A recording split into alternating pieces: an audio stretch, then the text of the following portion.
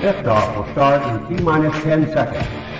10, 9, 8, 7, 6, 5, 4, 3, 2, 1. We have ignition. It's time! 17 seconds from Game 7 or from championship number 6. Jordan open. Chicago with the lead. Harden got a piece of it. It comes off. The Chicago Bulls have won their 6th NBA championship. Tying run at second, 2 out. Palmero over the head of Jenks. Uribe charges, throws, out! And the White Sox have won the World Series. To the far side around the 8-yard line to Hester. Under it and to the middle at the 15, to the 20, breaks free of the 25 to the 30, to the outside, 40, midfield, 40, 30 to the coast, 20, 15, Hester 5. Oh! Touchdown!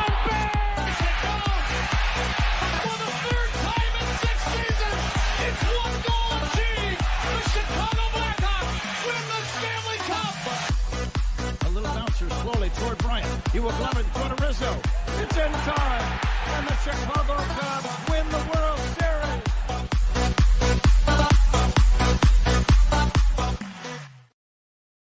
What up, what up, what up? Welcome to Shawn and Maya in the morning on this House Music Monday, Bears Victory Monday edition. Woo-wee! I'm your boy, the SuperBack, Shawn Sierra. Thanks for tuning in. If you're watching us on Facebook Live, well, then I guess you found us on Facebook. And if you're not following us on Facebook, what? Come on, go to Facebook, type in Sports Zone Chicago, click the like button, and now you're following Sports Zone Chicago. Simple. But wait, there's more. Go to the show's page, go to Shawn and Maya in the morning, like that page as well. So now you'll be following both pages, not just Sports Zone Chicago, but also Shawn and Maya in the morning. If you're watching us on our YouTube channel, excellent.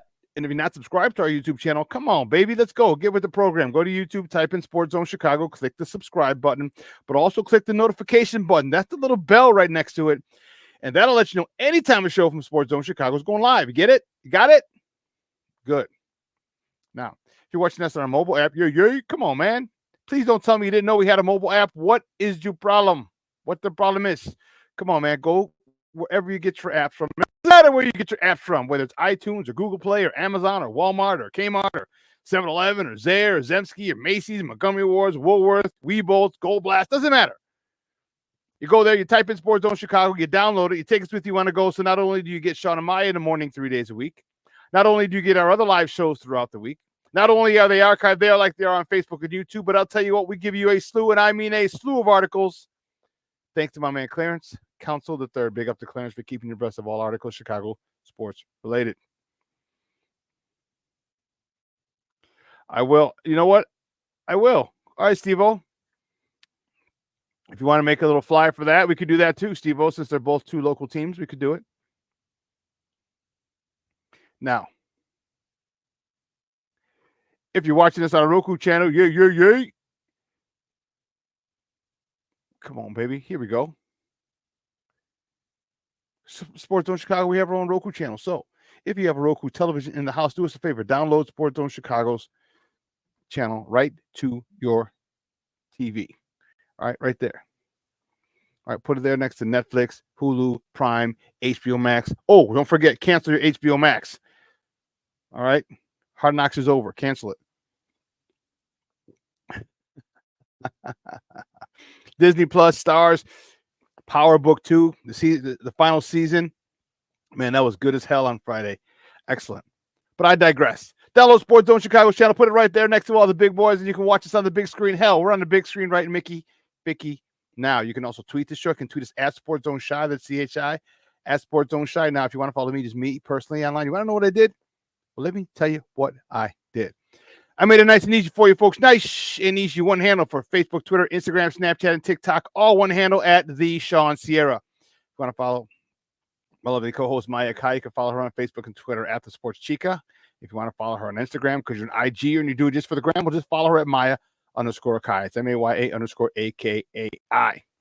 Man, we got a great show, but I need you to get interactive. So whatever platform you're watching us on, whether it's Facebook, YouTube, or our mobile app, leave a question or comment on that platform. It'll come up on the thread. We'll put it on the screen. We'll incorporate it into the show. And that, my peoples, is what makes this the best morning Chicago sports talk show around. And that's you, baby. So bring them all. Questions, comments, smart ass remarks, because ain't nobody scared over here. Man, let's see.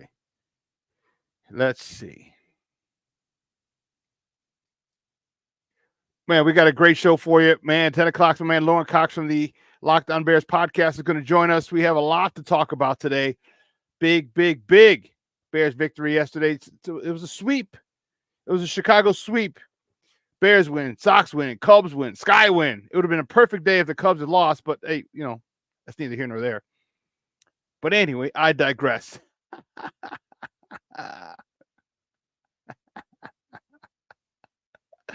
Oh man, listen, we got a great show, but I need you to get interactive. So let's check out the chat line, because the chat line is jumping already. Lord have mercy. Cornelius Squalls, what up?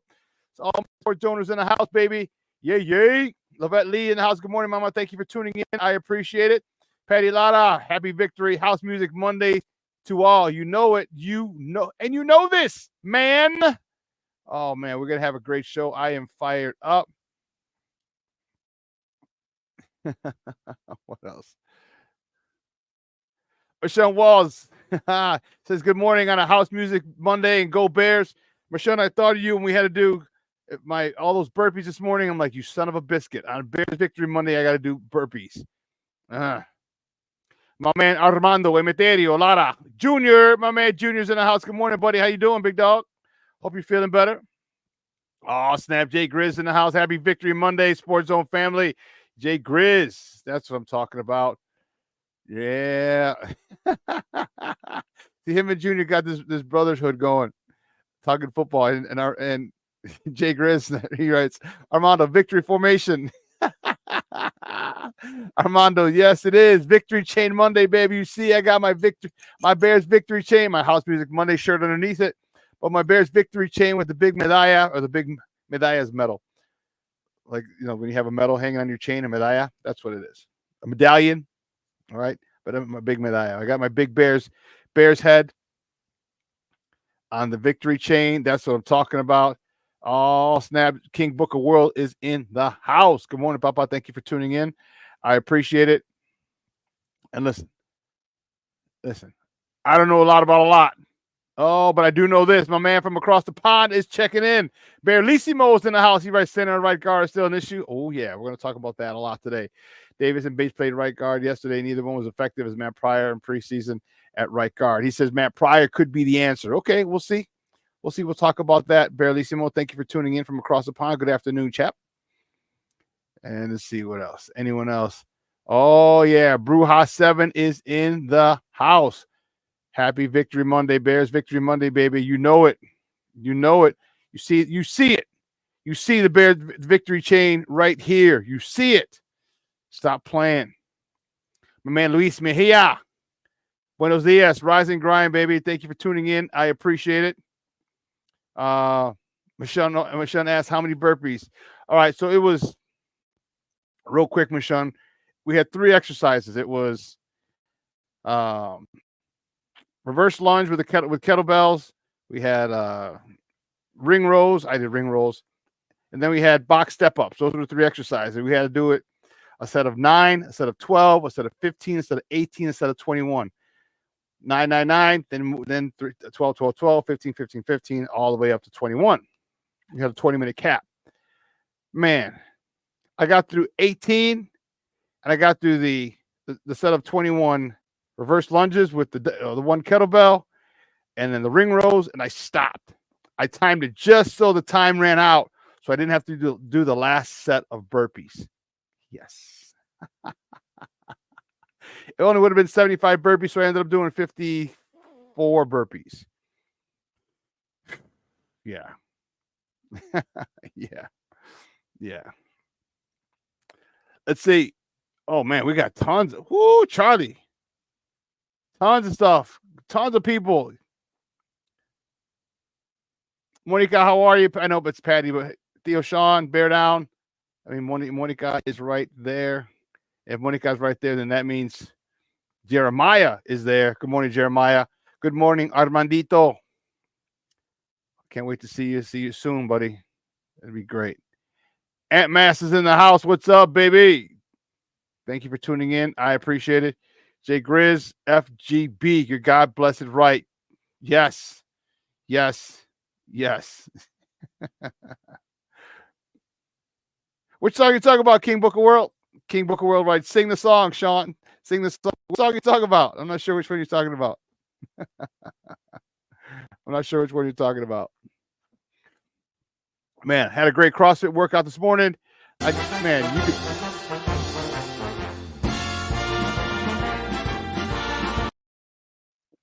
Okay. Thank you, Steve-O. Oh, man. Let me tell you. Things are better when the Bears win. We're all in a good mood. Look at my previous chat. All right, sing this song. You're right. All right, I can't figure it out. You said sing the song. King Booker World. What did you say? Aunt Mass salute. Bellissimo salute. See, you're saluting people, and you're asking me to find it. I can't.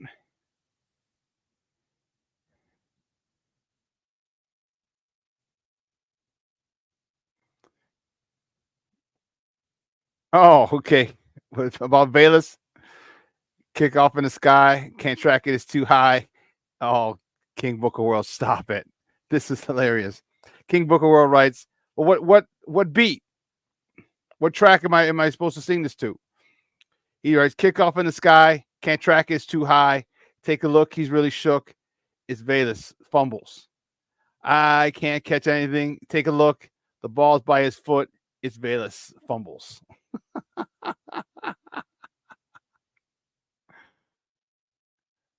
I just need to know.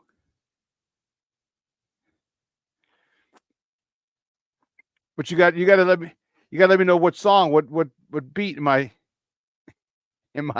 singing it to? What melody? Oh, that's crazy. But listen, I told you we got a great show with Lauren Cox. Man, we have a lot to talk. I'm fired up. Chicago sports was on fire yesterday. As I said, clean sweep. It would have been a perfect Sunday if the Cubs had lost, but all right, never mind. But they didn't, so. Oh, Jay Grizz, stop it. Stop it. Oh, man. Oh.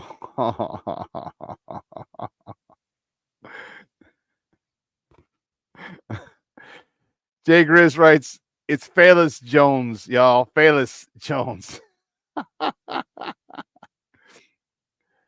All right, he said the theme is from the Reading Rainbow. The theme from Reading Rainbow is a melody. What's the Reading Rainbow?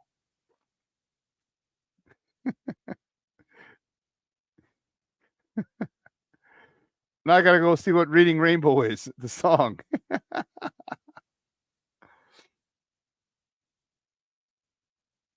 Reading Rainbow. What's this? Is funny. I gotta see this. Oh, okay. You got. You know what? I'll check it on the break, but I got the sponsors. Oh boy. I will listen to it on the break. Oh, like that. Oh man.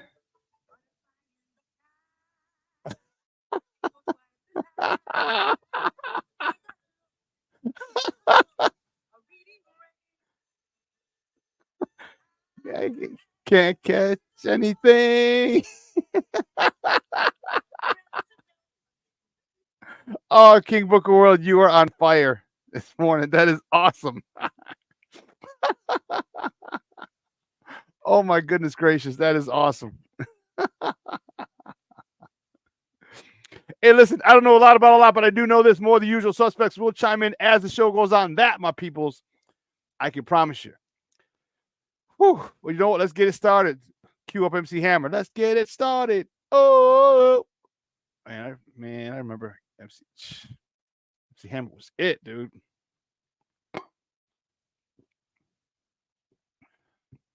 Great cup of tea this morning as well. Man, I went all out. So here's what we're going to do. I agree with you.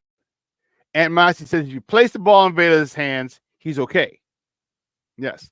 Just no more returns. Exactly.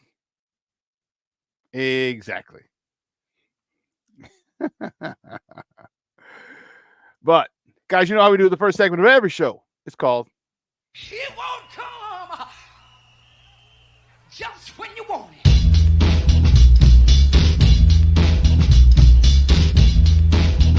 Top of the morning to you. Top of the morning to you. Top of the morning to you. Yeah, baby. Let's see. What's the first one? What's going to be the first top of the morning topic? Oh, no, don't go there. First top of the morning topic. Let's see where we're going to go. Who knows? You know where we're going. Stop playing.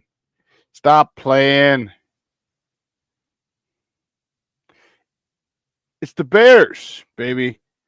The Bears in their season opener beat the Tennessee Titans 24-17 out on the lakefront. The lakefront was rocking. Caleb Williams was 14 for 29, 93 yards, a QBR of 22.2. DeAndre Swift, 10 carries, 30 yards. DJ Moore, 5 catches, 36 yards. TJ Edwards, 15 tackles. 15 tackles. Are you freaking kidding me? Tyreek Stevenson, 4 tackles, a pick 6. That's what I'm talking about, a pick 6. Jalen Johnson, he had 3 tackles with the other interception for the Bears. You see on the picture here, Jonathan Owens scored on a blocked punt. And, man, 2/3, 3 phases were in sync yesterday. The defense, after they had a slow start, and special teams. Okay.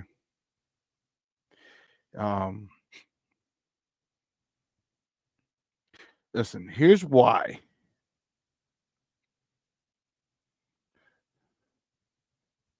Here's why you listen to people who know the game.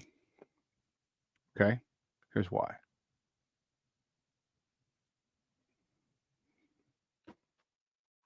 Okay?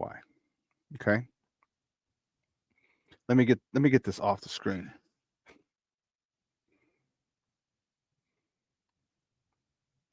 What did we talk about? Okay? Didn't we talk about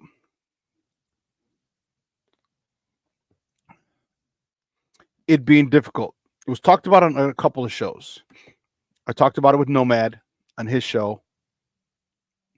And he said, and he brought up a point saying that, which is a very valid point. He said, you know, you haven't seen a Shane Waldron offense with the Chicago personnel. So it's difficult. You can't really look at film.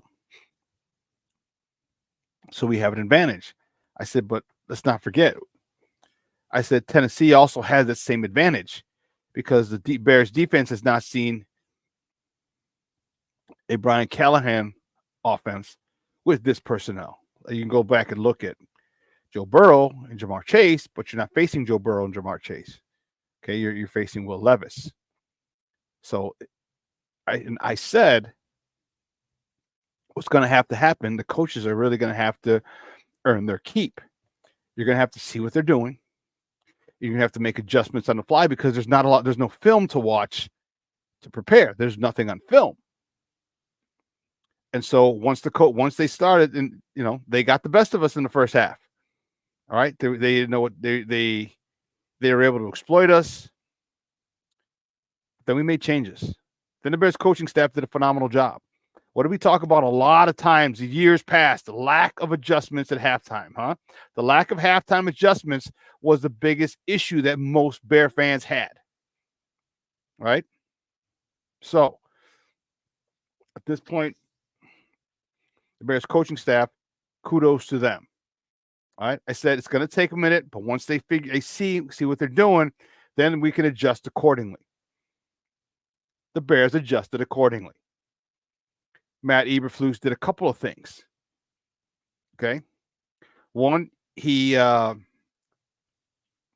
widened those ends. He had some wide 9 techniques. If you saw, defensive ends were really, really wide. Okay. And then he also brought more pressure. Okay.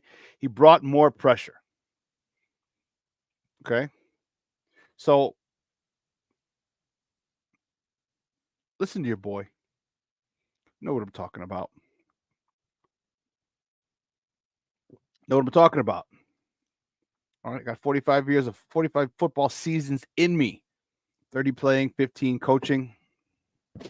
Well, it's actually 16. 46 seasons. It's crazy. Crazy. oh man, my band Plank is in the house. Good morning, Papa. Thank you for tuning in. I appreciate it. But it was going to be a game of adjustments. Okay, it was a game of adjustments, and you had to figure out what they were doing. All right, we didn't know what they were going to do because of the lack of film. They got us. First half. Okay, good.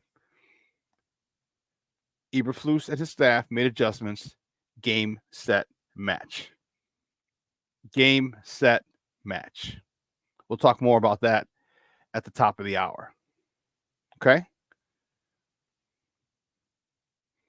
And I also want to say another thing, too. I think we'll finish this and then we'll go break. This is why I have a problem with people who don't know sports in giving their hot takes. Okay? I'm not going to name names. Pardon me.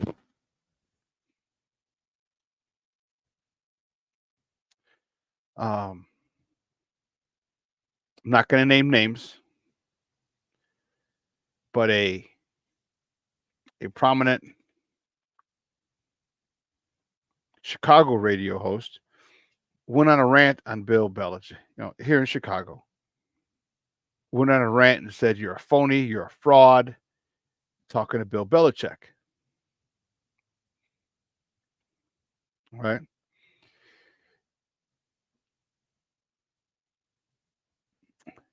And all because Bill Belichick said about Caleb,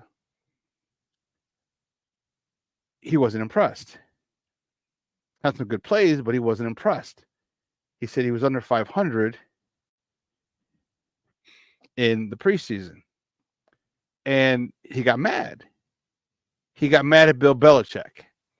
Said, you hated the media before, and now, give me a job, basically, but now you're using it. But Bill Belichick's right. And then we had a local guy here who got a national gig. And he said pretty much the same thing. He called him out. Called out Bill Belichick because he was so adamant. This guy was so adamant about getting Caleb Williams. All right, remember? And Bill Belichick, I mean, why would you listen to a guy who's won 7 Super Bowls and it should have been 9? Why would you listen to him? A defensive stalwart. I mean, he won not 7 with the Patriots. We're not counting the 2 he won with the Giants. So why would you listen to him talk about quarterback play when that's all he's done his whole career is stop quarterbacks? So this guy, local guy gone national, gets on and literally calls him to the carpet, and then brings up his ability, the draft picks, the quarterbacks that Bill Belichick has drafted. Like, come on, man. These people, Bill Belichick is the greatest head football coach for a reason.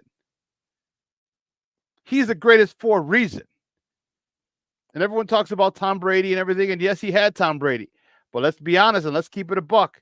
Tom Brady was not the reason they won the first few Super Bowls.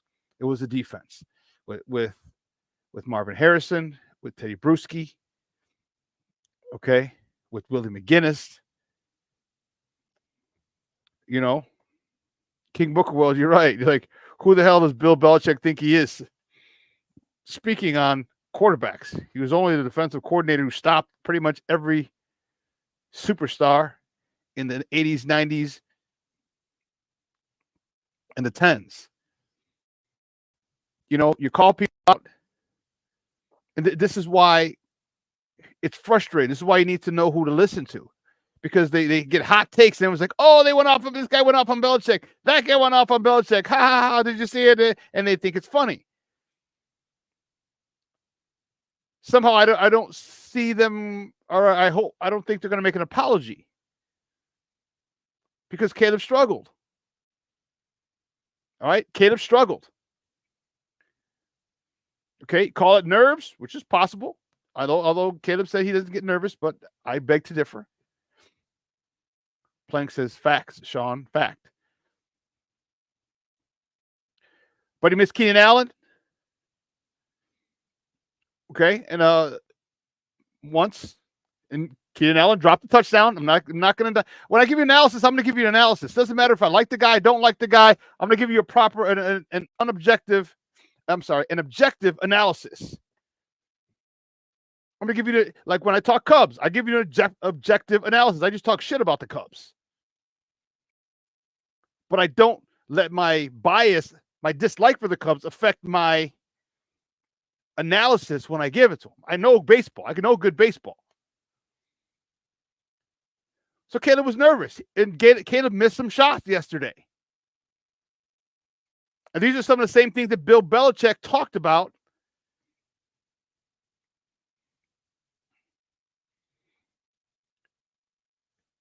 in what he saw with Caleb. And then you add on the fact that it's his first NFL game. Now look, as cool as Caleb is, and I think he's a cool customer, he's a cool cat, emotions had to be riding high. Okay? Because you feel the energy from the stands, from the fans. You feel it. I'm telling you, I felt it. I played in big games. I played in front of 50,000 people before.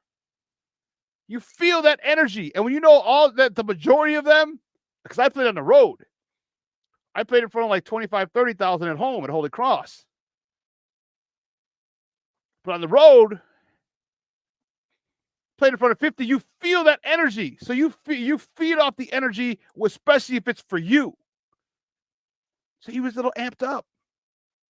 But he missed some shots in preseason. Okay?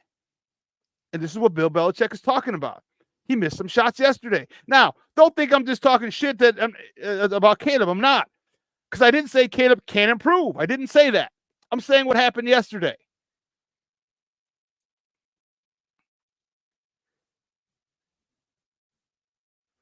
You said, Ant Ma says, Texas interior D is not as tough as the Titans, but they have better edges. The Titans had that was a monster squad in the middle. Devondre Sweat, the kid from Texas. I wish we could have got him. The young man from Texas, like 350, 360 pounds, who could move. Super athletic.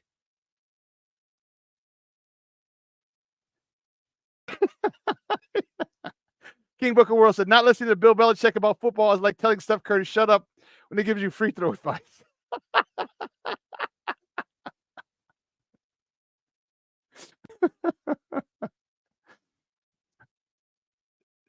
You know, Caleb's got to do better. He will, I presume. All right. He missed the Keenan Allen in the slot. He overthrew him. Great throw to Keenan Allen on the Keenan Allen drop. Great throw. Great throw to DJ Moore, the one where DJ Moore kind of came up gimpy. But there were some shots he missed. Overthrew some people. Short, bounced it to a receiver or two. The Keenan Allen one where Keenan Allen hooked and he threw it as if it was a zone. They dropped back into a zone. Keenan Allen hooked, found a soft spot, turned around, and Caleb Williams threw it as if he was leading him. And if you see, and I can't remember the play, but if you see the play, there was a DB coming from the other side. So if Keenan Allen keeps going and catches the ball, he gets destroyed. You've got to see that. And I think he will. So he had a bad game yesterday. And I love when people say, take things when they have an agenda. You know, Kid has said earlier, because I don't care about the stats. And he's talked about it yesterday. He kind of contradicted himself, but I understand what he meant, and people jumped on him when he said, I don't care about the stats. Someone asked him, and he said, I don't care about the stats. He goes, although my stats weren't where I wanted to be. And then people said, well, you just say you didn't care about stats, but now you say they're not where you want it to be. What he means by that is he doesn't have to get throw for 400 yards to win. You want to contribute. He felt as if he didn't contribute. Okay, that's what he felt. He felt like, yeah, the touchdown would have made a big difference to Keenan Allen. You throw a tutty on there. But first and foremost, before we go any further, no turnovers. Great job. Phenomenal job. Phenomenal job. Okay, excellent. No turnovers. Huge. Huge. Okay? But you want to contribute. He's saying, I don't want to have to throw for 400 yards, 350, 400 yards. I don't need to do it. He goes, man, if I throw for 150 and throw a tutty or two, or we had the ball off in a deep, I'm cool with it. He was unhappy with the way he played, and he should have been, because he knows he can do better. So don't jump on him. And you guys who wanted Caleb, you're already jumping on him when he kind of contradicts himself, but you have to understand what he means. He means he wants to contribute. This kid's a winner. This kid is a grinder. This kid's he battles. He wants to be relevant. He wasn't relevant yesterday. That's what he wants. So when he says, I don't care about the stats, he goes, it means I don't care if I throw for 300 plus yards. I just want to, he wants to be efficient, not turn the ball over, lead the team. You know what I mean? Those are the things, and it's easy to jump on because of the words. But if you know sports, you know what he means. But too many people, you said this, and then right after that you said your stats weren't where you want them to be. Which one is it? Come on, guys. Cut the kid some slack. And these are the people who wanted him. Stop being so finicky. We got the dub. Do you want to give it back? Do you want to sit there, criticize him, and then give it back and give the victory back because you didn't like the fact that he didn't throw for 100 yards? Hey, come on. Think about this. The more games that we win with Caleb struggling, the closer we are to the point where Caleb gets it. Okay? And what did I tell you before? This defense is going to have to carry the load until this offense gets up to speed. Didn't I tell you that? Didn't I tell you pick six? I told you these things. This is what the defense has to do. This offense isn't there yet. And that's okay. They got to make some adjustments up front. What have I told you? What have I told you repeatedly? Those middle three, the interior three is your run game. 2 guards and a center. Those 3 guys are your run game. If those three guys are good, you'll have a great run game. If any one of them is subpar or can't handle their man on a particular day, your run game sucks. Devondre Sweat, man, that dude is a monster. That dude is a monster. And Michonne, I hear you. I hear you. Michonne says it's Cato's first game, and the media takes it easy on him yesterday. Yeah. Because they have an agenda. And right now they're going to hide behind, well, he's a rookie. Okay. All right, you can't take that 20-yard sack either. Can't take that 20-yard sack. There's a lot of things he's got to improve on. But guess what? When the dust settled, we got the dub. So all these bad things that are these areas of improvement, guess what? We got the dub. Let's be happy about it. Now let's see. Let's not bitch and moan about it. Say, yeah, let's point him out. He needs to do this. He needs to throw the ball away, not the 20-yard sack. These guys come faster. There's more stunts. There's more disguises and coverages. It's not vanilla preseason. But also, you also know that you can't take a sack. This is not your first time playing quarterback. You know you can't take a 20-yard sack. Throw the God bless the ball out of bounds.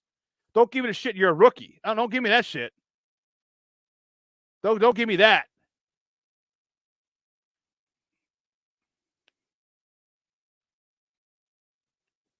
So there's a couple plays that throw a DJ where DJ had to jump a little, like the one where DJ kind of got nicked up. That was a beautiful pass.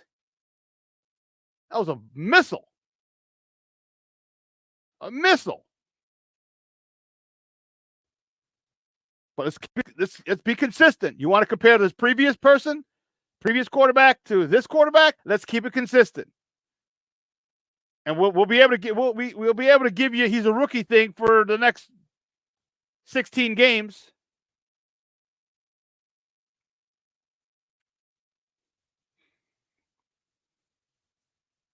But everyone claims he's going to throw for this. He's going to throw for you're giving him a gold jacket before he even took a snap. He's a rookie. He did a lot of rookie shit yesterday, good and bad. Now we got to minimize the bad.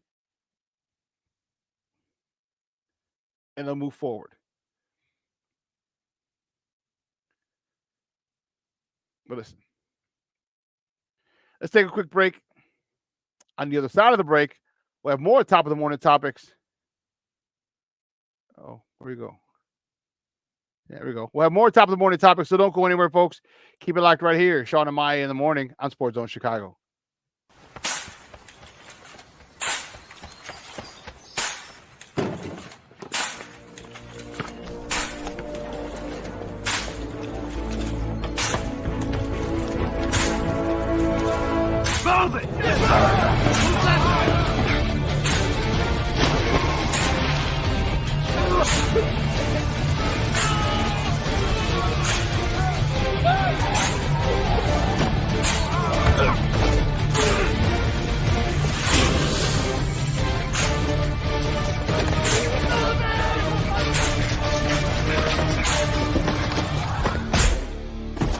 Many will hear the calling.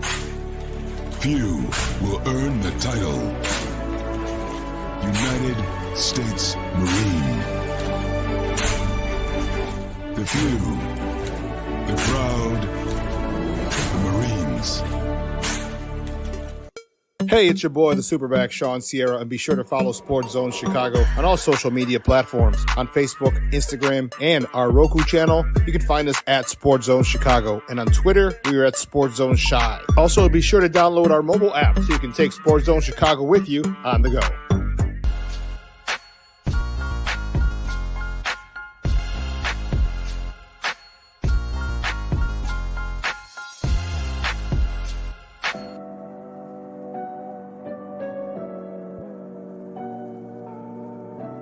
How do you take care of your mind health? For my mental health, I meditate in the mornings. I have my dogs. They're the best. I just find ways that help me just relax. Finding things that make me happy, like being close to my family. I meditate a lot and read books. I have hobbies outside of the game. I'm able to switch off. I'm able to turn my brain off from the game of basketball. Your mind health matters. Your mind health matters.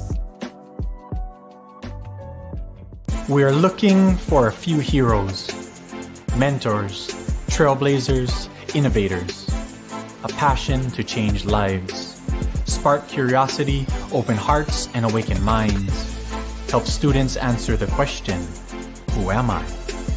This could be your calling, but this is no job. It's the journey of a lifetime. Be a hero. Be a teacher. Mental health and learning disorders don't discriminate. 17 million children and adolescents in the United States live with disorders like anxiety, depression, ADHD, and dyslexia. Less than half get the help they need to thrive. Help the Child Mind Institute change these children's lives. Visit childmind.org.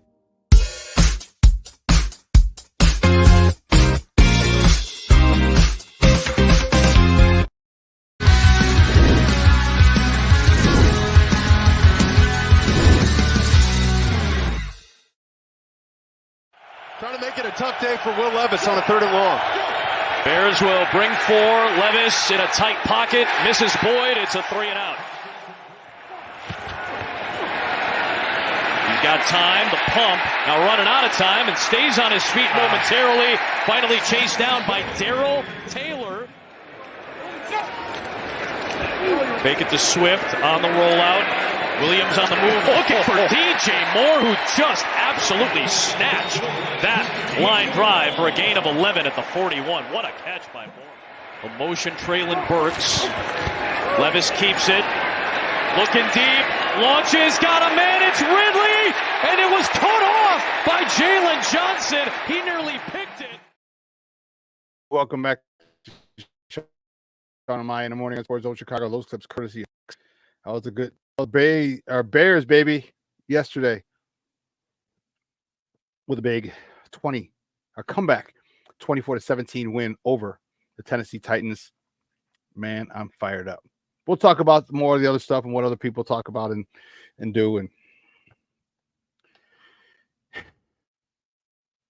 you know, don't take shots at people, man. You know, don't sit there because they don't like and they disagree with who you like. Come on, man. Especially when it's a guy, you know what? But that's the thing. It's people like to go after established people. All right, because it gives them clicks. Like, oh, did you hear what he said about Belichick? Did you hear what he said about Belichick? Did you hear about what he said? And everybody takes personal shots at him. And he's giving you an analysis from his profession where he's one of the best, if not the best, to ever do it. But it doesn't align with your agenda, so now he's a fraud? Come on, man. My man Roberto Ramirez in the house. What's up, Papa? He says, Bears, baby. Damn, we need better play by the center. So much pressure up the middle. Hey, but good teams find a way to win. Santos special team in the second half shut down. Defense won the game. Yes, sir, Bob. And Brewhouse 7. Good morning, Papa. He says, D. Taylor, the new 52. Yes. Yes. Yes. Dude doesn't stop. Does not stop. But and neither do we. So let's roll. The next top of the morning topic. Yeah, baby. What I tell you. Yes, my White Sox with a big win yesterday. Avoid the sweep in Beantown. Wicked pisser over there. White Sox beat the Red Sox 7-2. Chris Flexen, 21 games in a row was winless streak. Man, he got a no decision, 6 innings, 6 hits, 1 free pass, and 6 punch outs. That's a quality start right there for that young man. He got a no decision.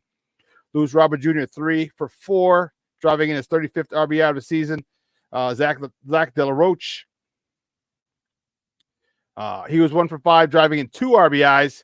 His 2nd and 3rd of the season. Andrew Benintendi 1 for 5, driving in his 53rd RBI of the season. The White Sox, next top of the morning, the White Sox come home for a 9-game homestand. Actually, I'll be there Friday. It's Hispanic Heritage Night. I digress. The Sox come home for a 9-game homestand as they host the Cleveland Guardians. First pitch is 6:40 tonight. You can catch that game on NBC Sports Chicago. Flagship station, ESPN 1000. The probables for tonight's game: Joey Cartillo For the Guardians, he's 0-3 with a 7.71 ERA. And the White Sox, and for the White Sox, TBD. That means to be determined. They don't know who the hell is going to pitch. You want to pitch? Or you? No, maybe you. No. I mean, I don't know. Oh, well. Moving things along.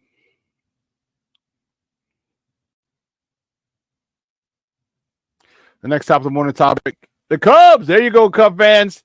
There you go, Cub fans. The Cubs avoid a sweep at the hands of the evil empire. The Cubs beat the Yankees yesterday 2-1. Jameson Taillon, he got the win. He's 10-8.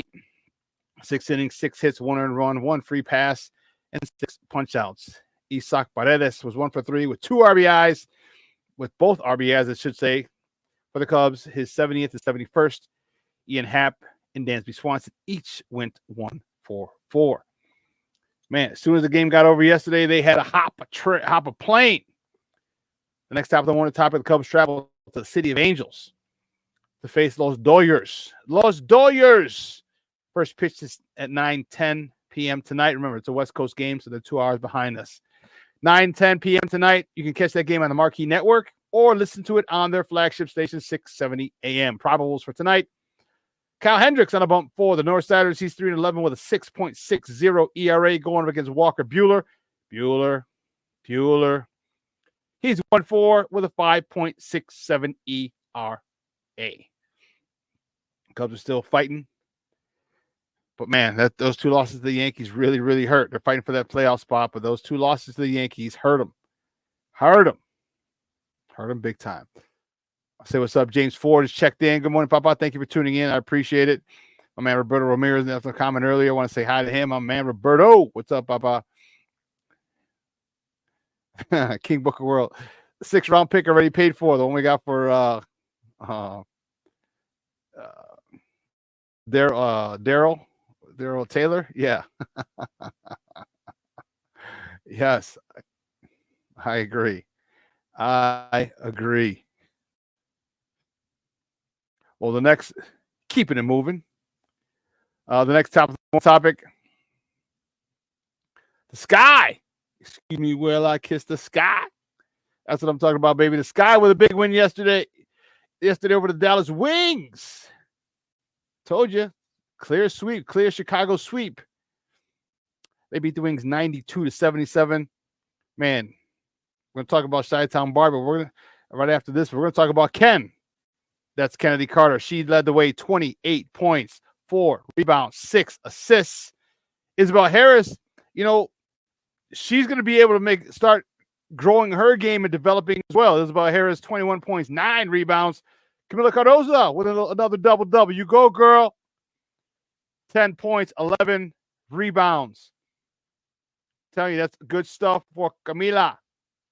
I told you, I can't wait till she gets a full off season. I want to see her lose a little weight, change her body composition a little bit, be able to move up and down the court a little better, a lot freer, a lot smoother. Want her to be able to just jump a little more, like a pogo stick. We've seen, dude, you're 6'7", man. You're 6'7". You tap that ball once or twice, ain't no one going to get it. So a full off season, her changing her body, getting a nutrition plan, working with their strength and conditioning coach should do her wonders.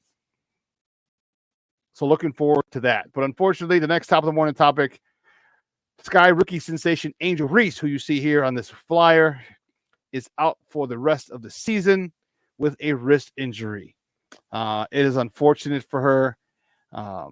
She was having a phenomenal rookie year. She'll make the all-rookie team. There are some people who are putting her in the rookie of the category. Other people put it in gave it to Caitlin. Well, definitely going to Caitlin now for sure, as Angel Reese will miss the remainder of the season with a wrist injury. And let me tell you, we were having this debate. People were saying, well, it's not really hers. It's always Caitlin. I'm like, man, I said, you can't, I don't agree with it. I think they were both, I think they both should have been. If Caitlin continued what she was doing for the last 10, 11 games, if she had 8 double doubles in the last 10 games, 11 games, I think Cole Rookies of the Year would have been perfect. I think Cole Rookies of the Year would have been perfect. And people talk about, oh, you get a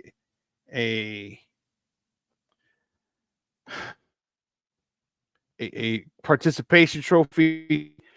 There's no participation trophy. She set records. You know how difficult it is? Let me take this down. Do you know how difficult it is to get a double-double? Now, mind you, she's only 6'3". She's not. There are other girls who are 6'4", 6'5". Hell, she got a 6'7" girl on her team that she's out rebounding on her own team. She's in the woods. The people, and I was at my cousin's house yesterday, and he was, I don't know why he doesn't like her, but like he was saying, her game's ugly. It doesn't matter. It doesn't matter. Her game, her game is effective. You don't get 20 plus double doubles if your game isn't effective. You know, it's not as glamorous as the Caitlin Clark's game, no. But it doesn't mean it's not as effective. And that's a big debate. Should she have been in that conversation? Is it Caitlin's all the way, the Rookie of the Year? I thought it particularly this year should have been Cole. Particularly. Cornelius Squalls, man, my man, you would never lie, boss. Cornelius says, whatever the Sky do, don't let Kennedy Carter go anywhere. You damn right. You damn right. She is a heart and soul man. But here's what I'll tell you. It's going to allow other people, like I said, Isabel Harrison, your game can develop now, hon. Your game can develop. You can become a force now that you don't have to deal that now that Angel Reese is not on the floor. You can become a force. You can get that mid-range jumper stuck on automatic. So now when Angel Reese is down there, grabs the rebound, she's battling. She says, I see Isabel at the top of the key or at the free throw line. Boop. Let me kid it to her. Splash. Assist. Because people go down. Well, let me tell you something. That's sports. That's life. What you need to do is take a look at the opportunities that you have. And Isabel, what the hell's her name? Harrison. I couldn't think of her last name. I'm like, it's the street of Chicago. Isabel Harrison, here's an opportunity for you. Seize it. Seize this opportunity. Because you can become a force. Because let me tell you, you get someone, it's a lost art. All right, DeMar DeRozan is the king range. But if you can develop that mid-range, Isabel, and still go down there and rebound, it's backbreaking to defenses. Hey, we got guys here in the chat who played basketball. You let me know. How backbreaking is it when you're on defense? Team goes up, they attempt to score, they miss, they get the rebound, they kick it out, splash.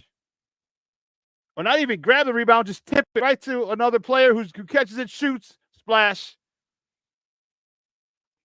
How frustrating is that? So this is the opportunity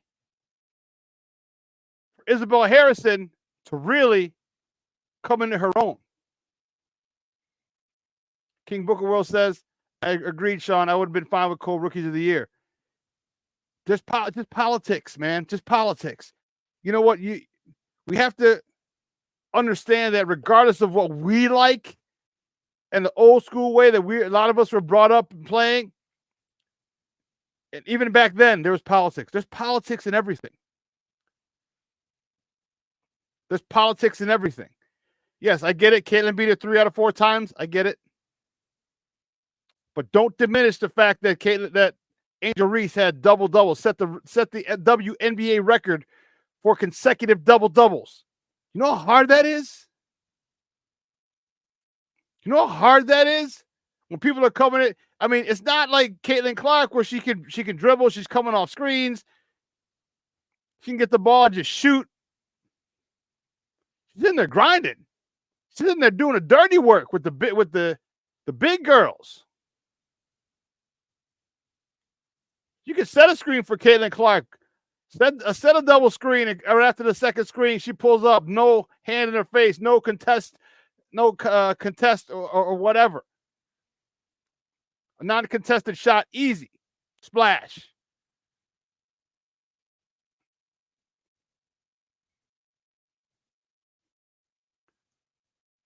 But Angel Reese getting down there with the big dogs.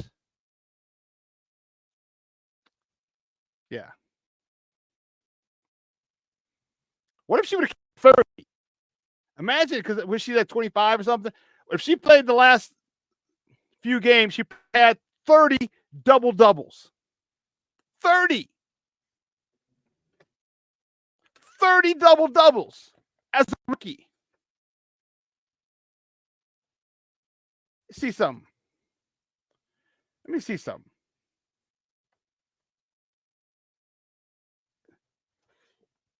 You mean to tell me if that young lady gets 30 double-doubles, that she's not serious contention for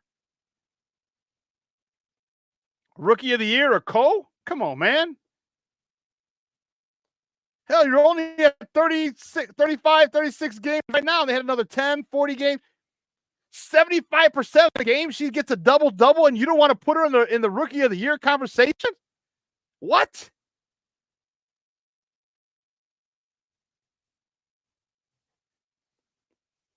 Come on, man. I think it's cool. And trust me, I think Caitlin is phenomenal for what she's done.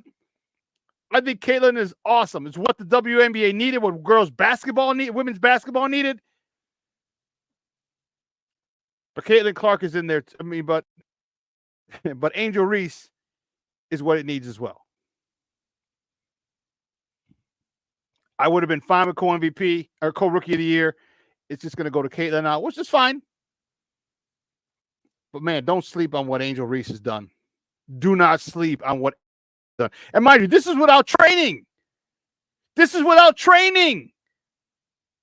Within a month, she went from the Final Four to the draft to camp. No offseason. Wait till she gets an offseason, and she can get stronger. But anyway. All right, listen, let's take a quick break. On the other side of the break, it's going to be a quick one. On the other side of the break, we're going to welcome my guy, Lauren Cox, from the Locked On Bears podcast. We got a lot to talk, so don't go anywhere, folks. Keep it locked right here. Shawn and Maya in the morning on Sports Zone Chicago. Hey, it's your boy, the SuperBack, Shawn Sierra, and be sure to follow Sports Zone Chicago on all social media platforms, on Facebook, Instagram, and our Roku channel. You can find us at Sports Zone Chicago, and on Twitter, we are at Sports Zone Shy. Also, be sure to download our mobile app so you can take Sports Zone Chicago with you on the go. Time out. How are you feeling right now? Happy? Excited? Angry? Overwhelmed? One of the best things you can do for your mind health is to name what you're feeling. It can sharpen your awareness and help you talk about your feelings with someone you trust. Here are 3 questions to ask yourself. Where are your thoughts right now? In the past, the present, the future? Do you notice any sensations in your body? Is your heart beating fast? Is there a flutter in your stomach? Or are you fully relaxed? What do you need right now? Time with others? Time to yourself? Remember, there's power in this awareness. So find ways to identify what you're feeling today.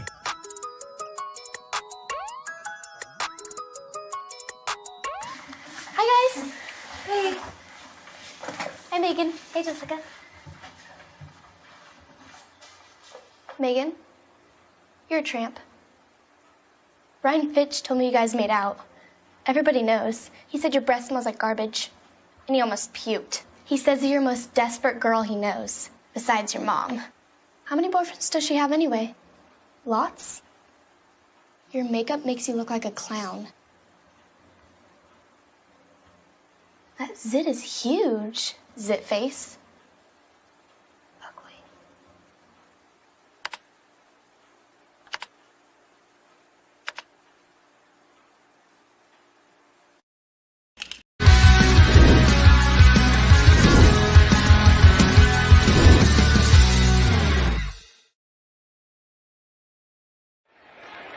Stonehouse with pressure, a block.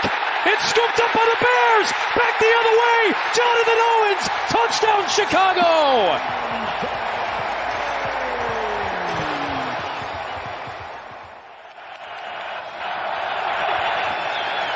Levis, down he goes. Gervon closes the drive.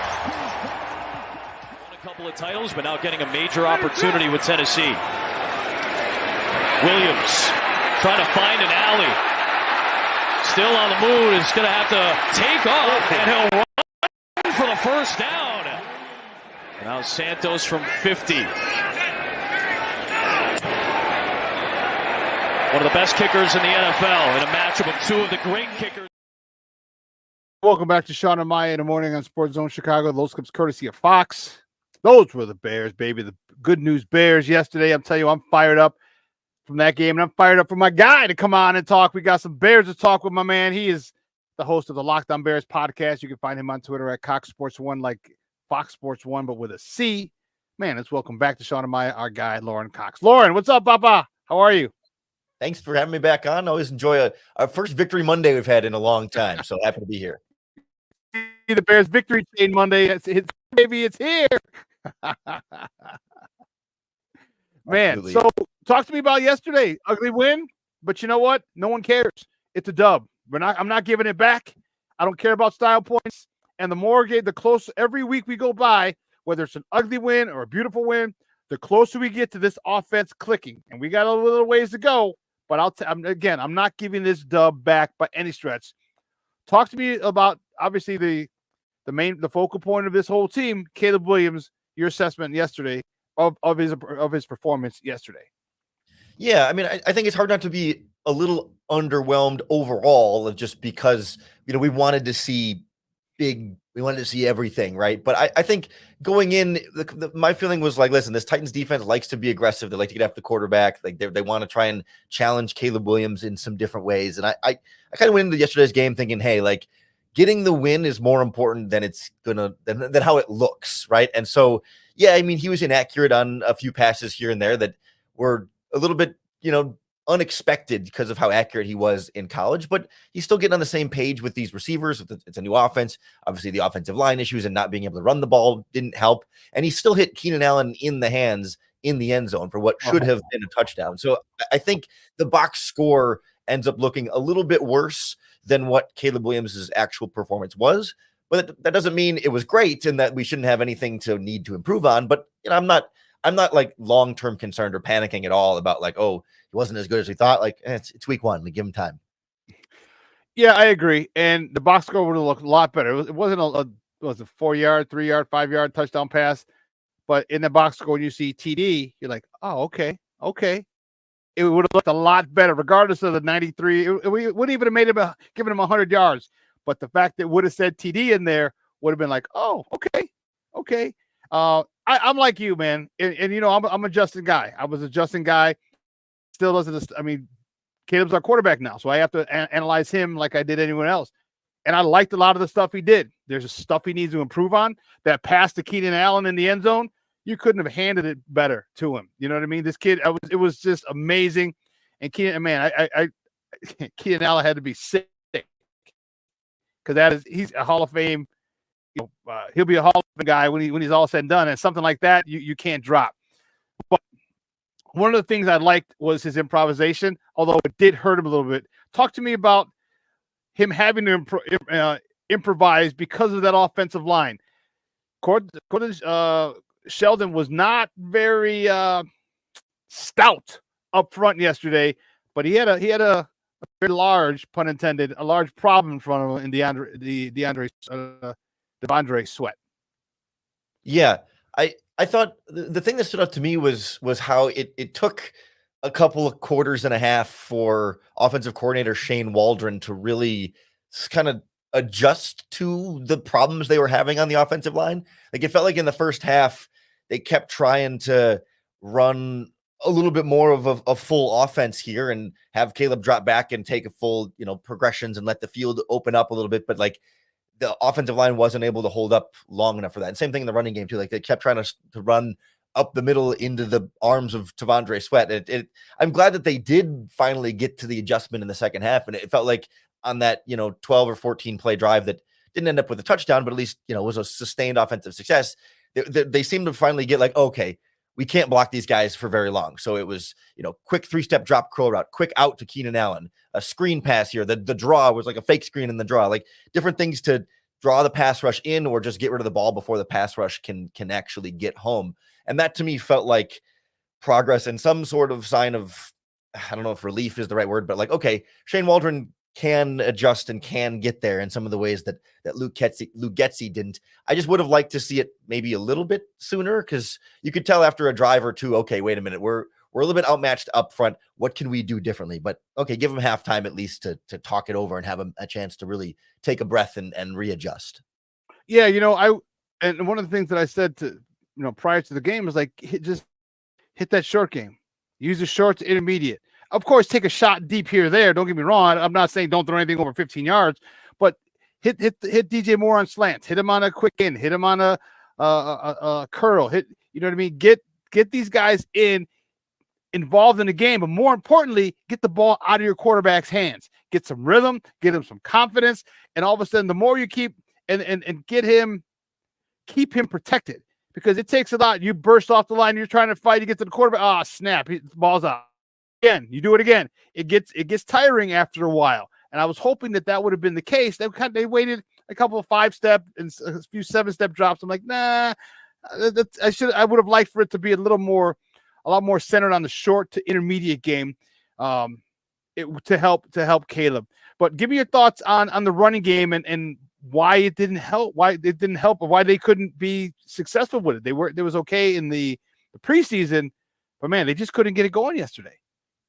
Yeah, I think some of that's a credit to a really good interior in Tennessee, but it also just felt to me like I couldn't understand the rhythm and the rotation of the backfield at all. Like, obviously, you could tell Swift was still the number one guy, but like, Swift would get a couple carries and maybe get something going, and then, all right, here's one of the random Velus Jones handoffs, and now Travis Homer's in the game, and feels like we didn't even see Khalil Herbert until the second half. Yeah. It's not that we needed to see Herbert early, but like, it just felt kind of random and all over the place. I'm like, okay, we're giving a bunch of different guys carries, and it didn't feel like it was organized. Whereas like Tennessee, like in their running game, they came out and they were throwing all these different concepts on you in misdirection. That felt like, one play it kind of built in the other, where they'd sort of draw you in with this one, and they ran the reverse going the other way, or they'd run power to the inside and they'd pull a guard and get to the outside. So what the linebackers would think they're seeing one thing, and then it's a different play than I thought it would be. And they had the Bears defense on its heels, because the running game felt like it had a plan and a structure and a rhythm to it to drive down the field. Whereas the Bears, it was just like, all right, throw a dart at the board. All right, Travis Homer, inside zone, go. All right, next play. Swift, all right, to the outside. It just, I don't know, but didn't feel like there was a lot of rhythm, and certainly the offensive line didn't make it any easier, because then you get down 17-0, and it's hard to stick to the running game, and you have a bad play for loss, so then you're getting longer down distances, so you don't want to run on 2nd and 14 or 3rd and 12, so some of it was game situation too, but it was tough all around. Yeah, it was, and hopefully they can get that ironed out. And I'm not it's one game. I'm not going to crucify him, but man, Shelton's he's got to step it up. He's got to step it up, and again, I don't think he's going to be playing people like Sweat, every week, which is, thank goodness. So hopefully he can bounce back this week, and fortify that line. What do you think they're going to do now, especially with that situation? Because Caleb had the ball deflected quite a few times. All right. And one of the things that you need to have when your quarterback short is what they did in New Orleans. Drew Brees was only 5'11-ish. You had to have stout people up front. Your interior 2 guards and center have to be damn near Pro Bowl level to keep them at the line of scrimmage. Do you think now that I know it's a deep edge draft next year, but do you think now that they really consider going offensive line next year, because this is a quarterback of the future? He ain't going anywhere. He ain't going to. I think his growth spurt's over. I don't think he's getting any taller. Think they do go offensive line to help him out? Yeah, I'm surprised, because I feel like we had this conversation last year, right? It's like, okay, we watched enough of Well, or the last couple of seasons, right? We watched enough of Sam Mustipher. You think they're finally going to invest in the interior? Then watch enough of Lucas Patrick. All right, they're going to finally invest interior. We've seen Nate Davis miss games for 2 seasons. Like, we keep waiting for the offensive line GM, Ryan Poles, to really do the investment in this top of the offensive line. And I get that, like, you can't invest everything in every position every offseason. He obviously saw the opportunities more favorably at wide receiver and other spots and said, all right, like, can't do everything everywhere. So this is the bird in the hand here is draft Rome Odunze, trade for Keenan Allen. Like, there wasn't a Keenan Allen of centers available on the trade market, so you can't just make that happen. And there wasn't a center to take necessarily with the 9th overall pick. Joe Alt wasn't even there. You could have gone tackle. That's not the point, right? But like, so I want him to. I think they should. I think Ryan Poles felt like, okay, listen, maybe if plan A doesn't work here, we really like Ryan Bates as a backup. We really like Matt Pryor. Like, the plan was, we didn't get the big fish at the top. Okay, let's get some better fish underneath here. But I think at some point we need to start seeing maybe some changes there. I mean, we already saw him rotate Nate Davis with Ryan Bates, but Ryan Bates can't replace the center and the right guard at the same time if you wanted to change both. So it's getting messier quicker than I thought we would. I thought it would be an injury that would derail this offensive line. And so far, everyone's still healthy and there's still problems. Tevinjenkins had a rough day as well at times. Even in the sweat went through him one time. I was like, oh goodness. And Jenkins is a nasty dude, man. And it goes to show you how or what a force this young man is. And I remember him at Texas. I was like, if we need to get this sucker somehow, some way, we need to get this sucker. We need to trade up. He's gone. If you hear rumors of him going, I would have loved to have that dude on our defensive line. And don't get it twisted, I think Billings did really well yesterday. And we're gonna, you know what? Let's go to that side of the ball. Let's talk about Billings and Gervon Dexter. Gervon Dexter had a sack. Gervon Dexter he had a hit on the last interception, one of the interceptions, if I'm not mistaken. Talk to me about he was the big piece. I'm not saying I'm not putting a gold jacket on his back or anything yet. All I'm saying is he showed up yesterday, and we heard his name quite a few times. Yeah, the interior really impressed me in this one. And I continue to feel like Andrew Billings is probably the most underrated nose tackle in football and maybe one of the more underrated defensive linemen, period, in football, because he's never in any of the conversations of guys that are like game changers. But as a pass rusher and in the running game, like, he was holding up really, really well. Dexter got in there a couple times as well. Like, I think with Dexter, it still flashes, right? Like, there's plays like that where he just wins his first move and he's in the backfield. It's like, oh, great. Like, you're like, what the hell did he just do? And there's still plays where he's playing patty cake, and that's fine because he's still learning and he's a young defensive tackle. But I think that the defensive line as a whole was better than I thought they would be, at least in the pass rush department. I need to go back and see the running game a little bit more, because it felt like the linebackers were having some trouble reading stuff and how free they were to get off blocks. But, like, of course, we didn't mention Darrell Taylor coming off the edge and having a couple of sacks there too. Humble. Like, they found some things here, right? Like, DeMarcus Walker played a lot of defensive tackle on pass rushing downs. Like, that Sweat, Walker, Dexter, Taylor pass rush lineup on third down. Like, there's a little bit of something there, I think, that the Bears can build off of here. That's, and again, it's not gonna be top 5 pass rush in football, but like, that group can get by. It feels like they're not going to be elite, but especially as Austin Booker continues to get a little bit better and everyone settles in a little bit more, Dexter's going to keep growing. Like, there's something here that can get this defense by, and we saw that really, really all come together. The combination of pass rush and coverage in the second half when everything settled in. Yeah, to all my Seinfeld people, I was about to say, I think we have something here. They put Walker, they bumped him in, which we knew they were going to do, and Taylor was as advertised. That dude has a motor that just does not stop.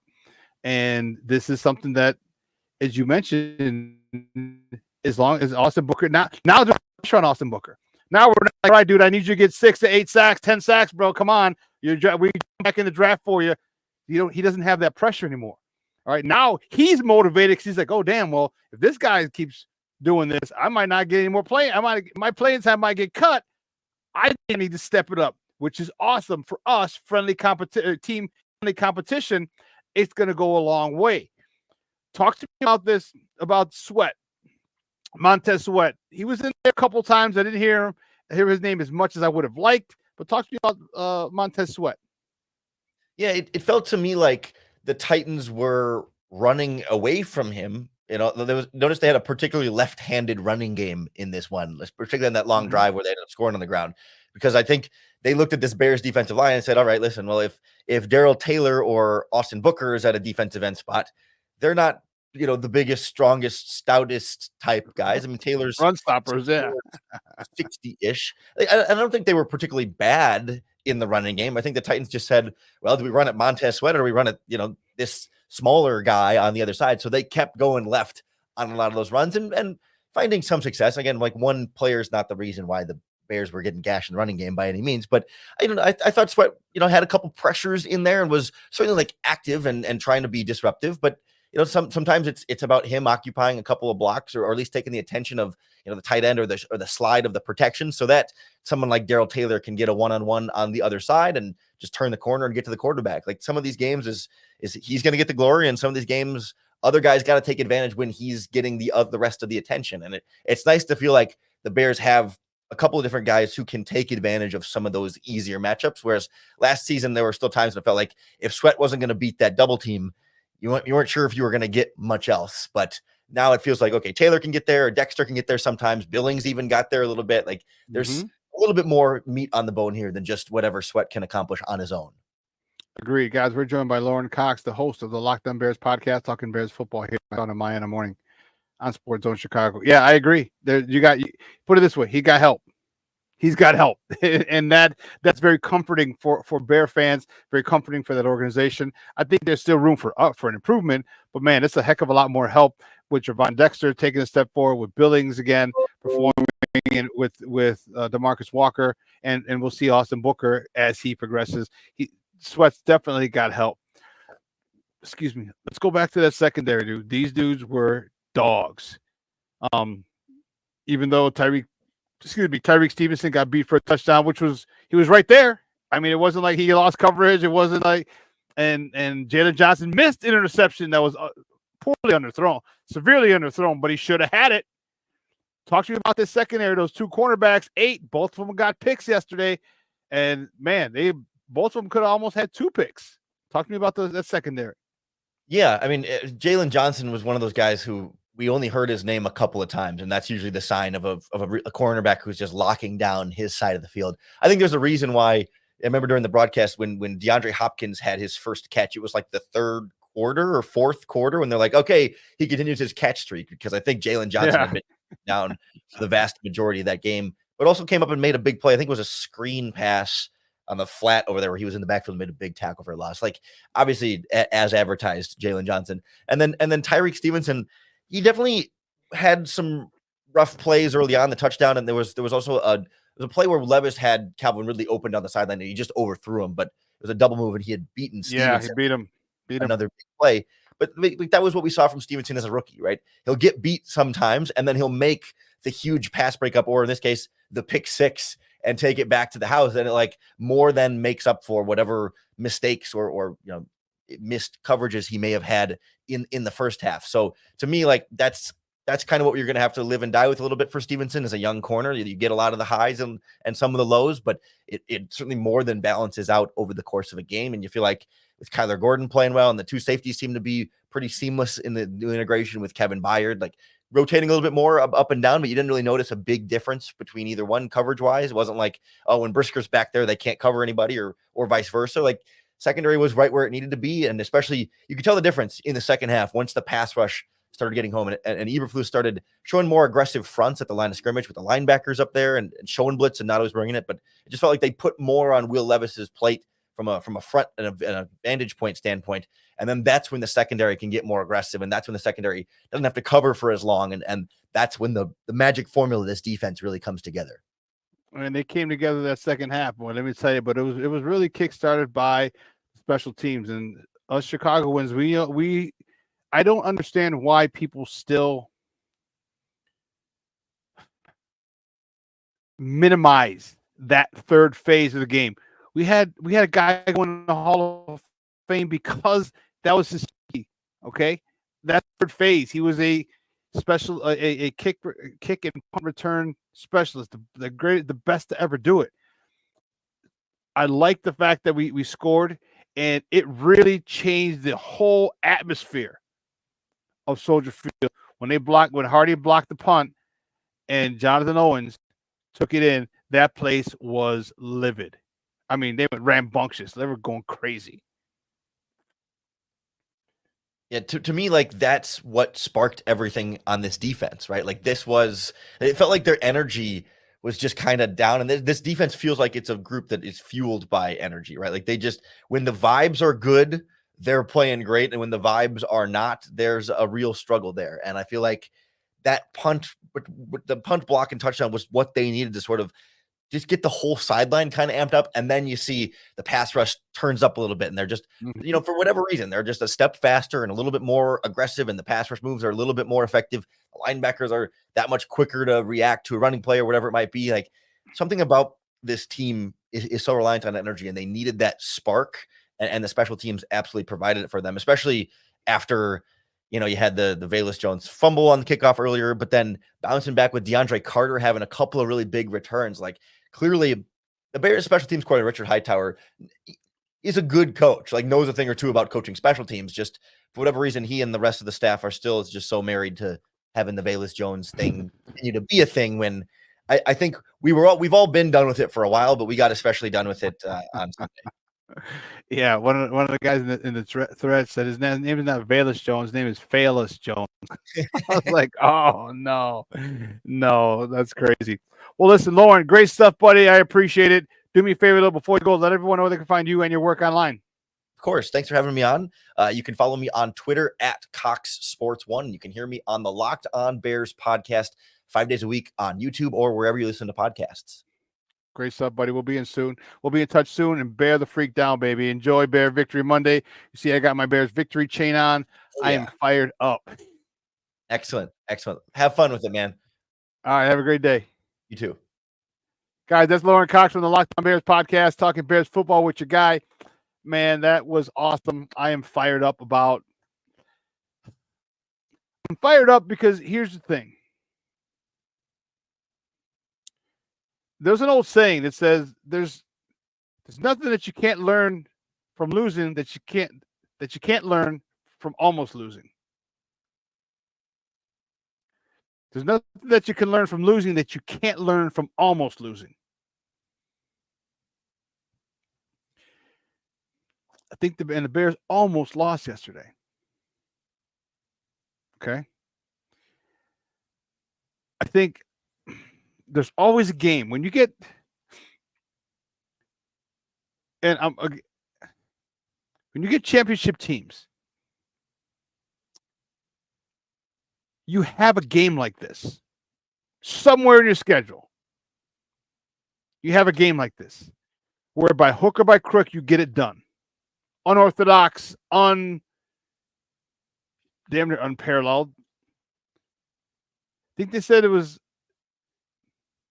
when trailing by 17 points and not scoring an offensive touchdown. I think since 2000, the record was like 2-306. One of the other teams was the Bears in 2006 in Arizona with the Cardinals. But now the record is the record is 3-306. This is why football is the ultimate team sport. Offense didn't even score a touchdown. Should have, but Keenan Allen dropped the pass. One of the things but let me finish my thought. And this is why all three phases are so important. We understood it with Torrey Taylor because Torrey was big time helpful for us. He pinned some guys deep. He pinned the Titans deep a few times, just as advertised.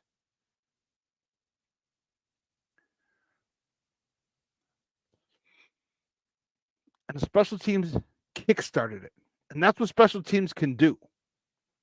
It gets everybody fired up. Right? Because you're expecting to kick the ball away and then cover. Oh, snap. Because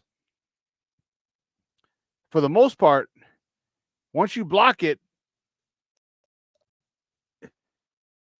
if it's a clean bounce, you're taking it to the house. And the reason being is everybody's behind you. Most of the guys are running running down the field to cover, or the guys that you beat are trailing you because you're ready to get to the punter. So great call, Steve Hightower. Great punt block scheme on that one. And it worked like gangbusters. And I can't tell you how fired up I was, along with the rest of Bears Nation, to get us back in the game. That got us back in the game. This is why we love football. A lot to work on, but I'm still not giving this W back. I'm just not. So now, what we talked about earlier, the Houston Texans, we have film on them, right? You don't have a new offensive coordinator or a new play caller with his team coming up. All right, you have all of last year, in which C.J. Stroud threw for over 4,000 yards. So you can break down. Actually, the tape's already broken down. You can break it down. I mean, that was probably done last night because they came in today to watch film, and have a light walkthrough. Tomorrow they're off, but the tape's already been broken down, dissected. But you have stuff. You have actual game footage, regular season game footage, and now you can go to work on Wednesday. I'm excited to see this matchup. We'll continue to talk this week, but I'm excited to see the matchup next week and their preparation. You got away with one this week because for all intents and purposes you should have lost, but you didn't. You're resilient and you refused to lose. That was impressive. That was very impressive. And that attitude falls on Coach Eberflus.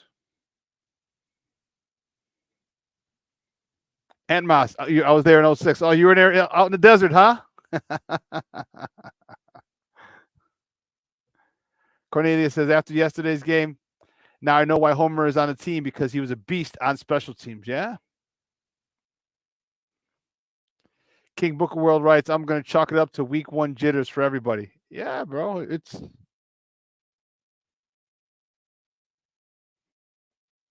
Plank writes, we would have lost this game last year. We found a way to win this year and not lose. Yeah, I think I agree with you. I'll give it to you this way.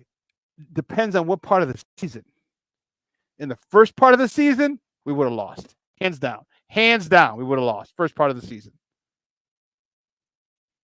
Second half of the season? Yeah, I don't know. You know why? The Montez Sweat effect is real. It was real. So I agree to an extent.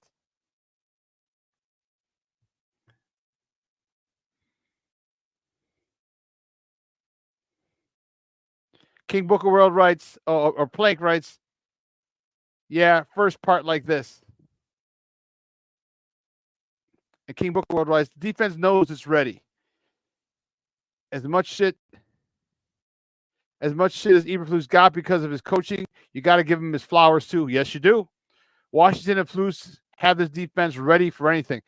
Have we talked about the Eric Washington effect? Haven't we talked about it? Remember that? Remember the most important acquisition this offseason was Shane Waldron. Remember, I said I didn't care if you drafted Caleb or kept Justin. The most important acquisition was the play caller. Could he develop and adjust his scheme to his quarterback? Develop his quarterback. And I said the second most important acquisition this offseason was Eric Washington. And him and Flus are in lockstep. And I love it. And I love it. King Booker World says, and give my boy G Dex some love for the disruption. Dude, he had a sack yesterday. Let me double check. I remember watching. I mean, I don't know how many he got credited with. 1.5. But third quarter. No, here we go. Field goal, sacks, tackles. Who are we looking for? Yeah. Gervon Dexter. Yeah. 2 tackles, 2 assists, and a sack.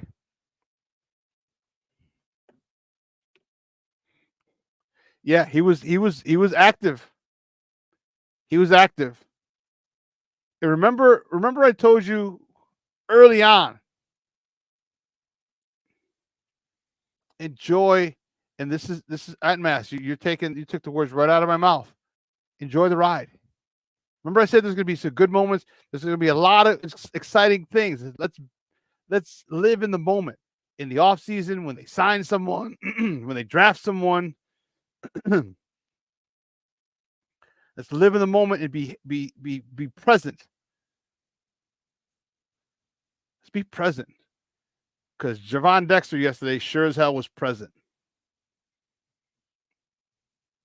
Enjoy the ride. Enjoy it.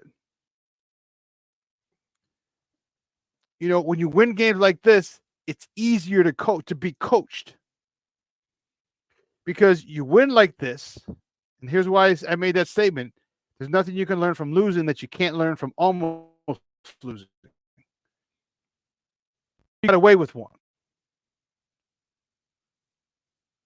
So now you go say to yourself, okay, what do I have to do to avoid that situation? Avoid putting ourselves in that situation again, where we have to score on special teams and defense to win.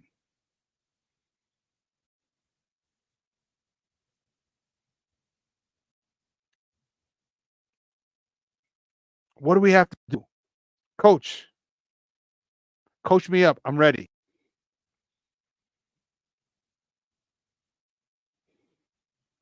I'm ready. You go in there, you're in a great mood. You're looking forward to next week. And I know they're off tomorrow, but you come in, you're looking forward, you're joking with the guys, you get your stretch in, get that lactic acid out, go to film, check out the game, see where you screwed up, and then you flush it. Win or lose, you flush it. Your day off because you're back Wednesday. One of the things that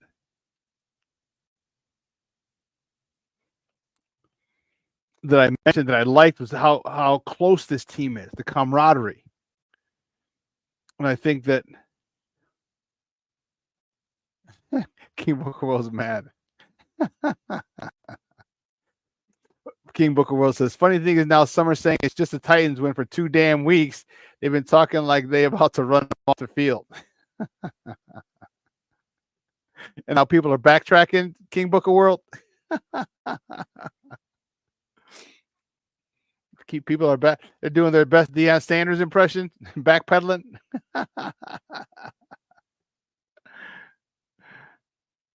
But let's be honest, they had us.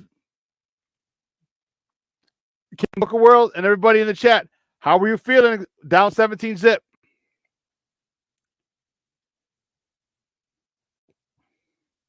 How are you feeling down 17-zip?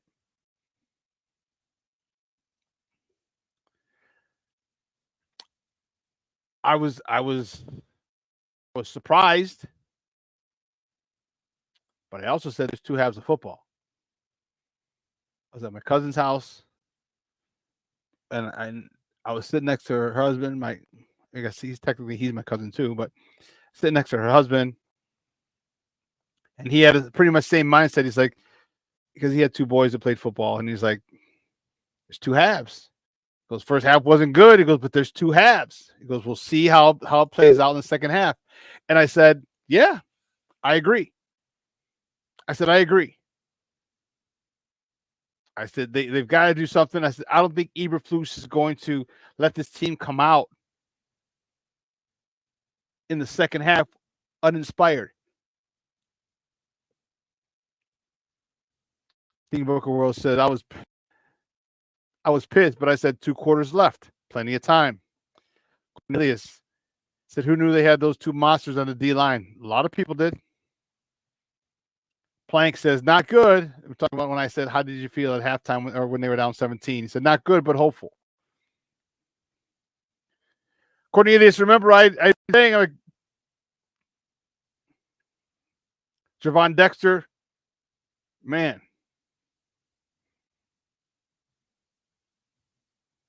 Oh, you're saying, you're talking about who knew they had. You're talking about the Titans.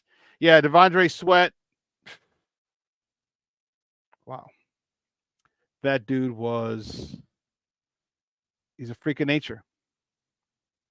He shouldn't be able to move and close the pocket that fast at 360 pounds. Shouldn't be able to close it that fast. And he does.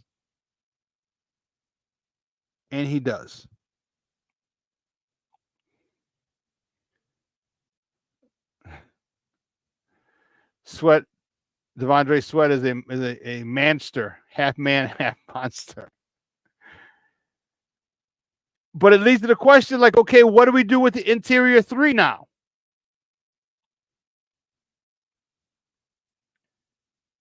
That's your run game. And quarterbacks hated it. They hate when you get pressure, give them pressure up the middle. Hate it. Hate it, hate it, hate it. You can't follow through. Break your finger on a throw, hit it on the helmet. There's a whole bunch of things that happen when you pressure someone from the inside.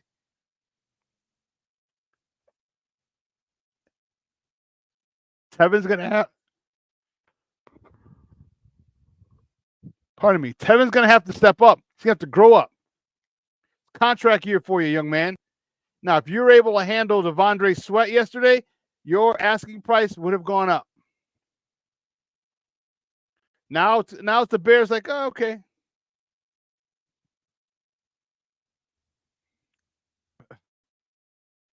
Booker World today. So I'm good with Tevin. Y'all know how I feel about Blue Tent and Shelton. Got to get his game up. Blue Tent, you meant Nate Davis.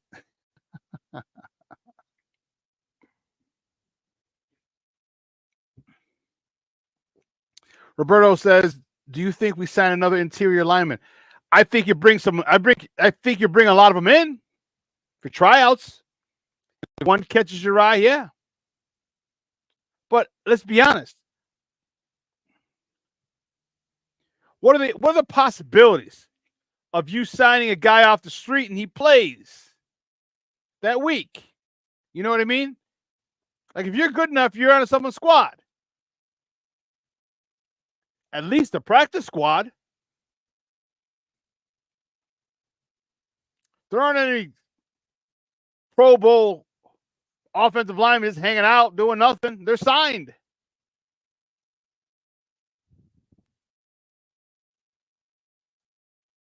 Roberto says, dude,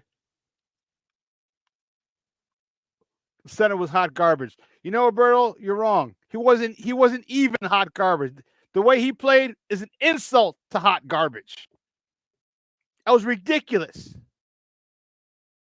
Ridiculous. Like, I know he's 360, but damn, dog.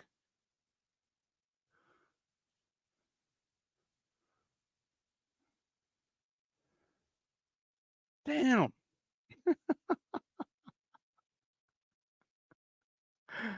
Man, I watched it. I was like, dude, trip him.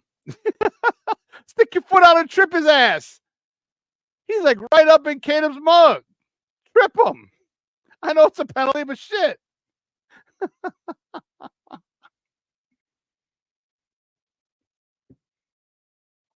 can't do that to your QB, dog.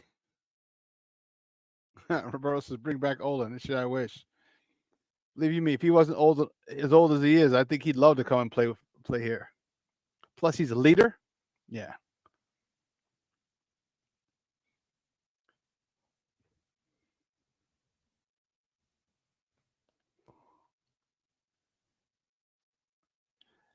Brewhouse7 says Tevin was remarkably fast on covering up the fumble on Roma Dunze's high point catch. Yeah. Tevin was down there like that was someone yelled lunch. Last chicken sandwich. Last sandwich, and Tevin was running, boy. Got that ball, recovered it. I think that was Rome's only catch. 1 for 11, I think it was.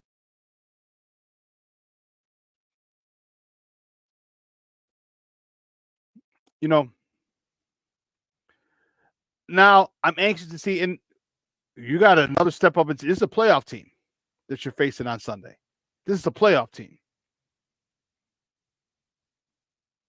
So you have a chance to measure yourself against a playoff team from last year. Now, mind you, every team's different. No team ever stays the same. You got draft picks, free agents, people leaving. But the core, they're still there. So now you get a good litmus test early. Because they played Indy. Remember, we played them in 2 weeks. Our next two opponents, we played Houston and Indy. At Houston, at Indy.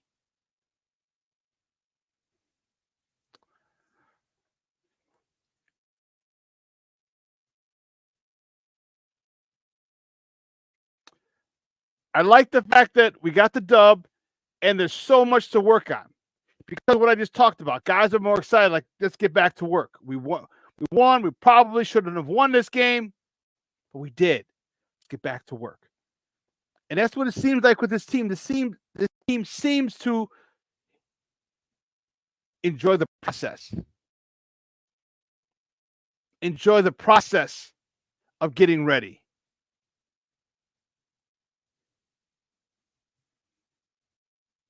Plank says, I'll get at the Indy game. I'm not messing. He meant me. Damn spell check. You'll be at the Indy game. I'm most likely going down for that one. Most likely going down for the Indy game.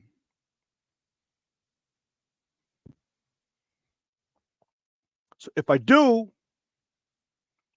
I will definitely hit you up. I'll let you know. If I go down, I'll be with the Smoke Fellows. So we're leaving Friday and come back Sunday after the game. We're leaving Friday. They already got the bars. One bar. I think they're both Friday. 2 different places, Friday and Saturday, but they're both bar and cigar lounges. Roberto says, I always tell my fighters and my team, it's always better fixing mistakes when you win. Yeah, it is. Yeah, it is. Because we as players know what we did wrong. We as players know that we almost lost. We as players know where we screwed up, and that loss was 1 or 2 plays away. We know that. So when coaches come in and saying, hey, here's what we need to do, you're receptive to it like a mug.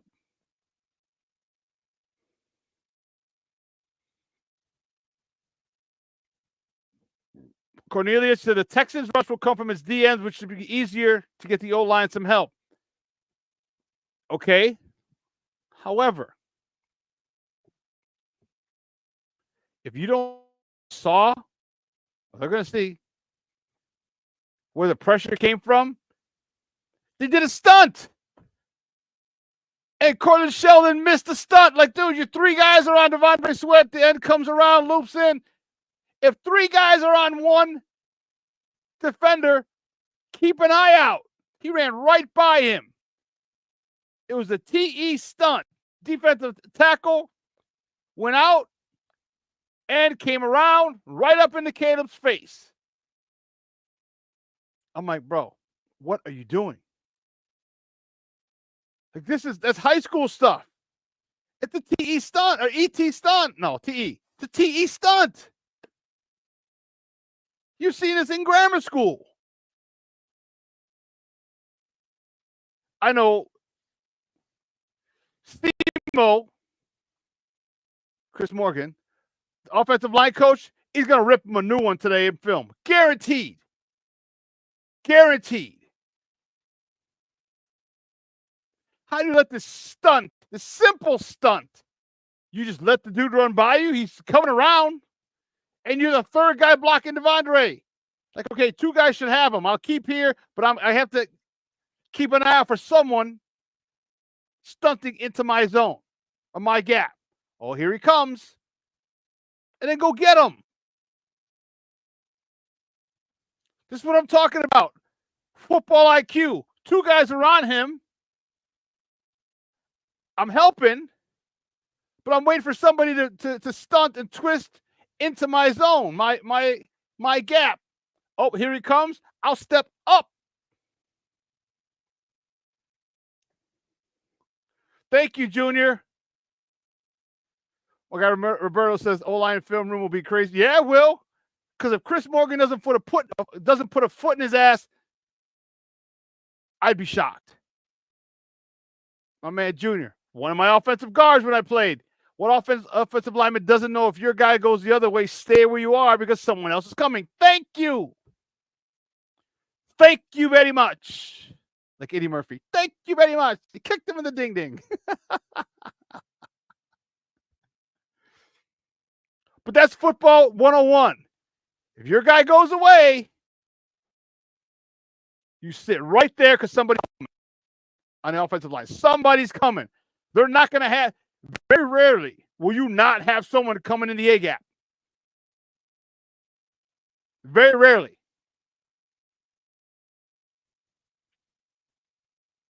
So the mistakes you're making are coachable, but the mistakes you're making are mistakes that have been made in grammar school.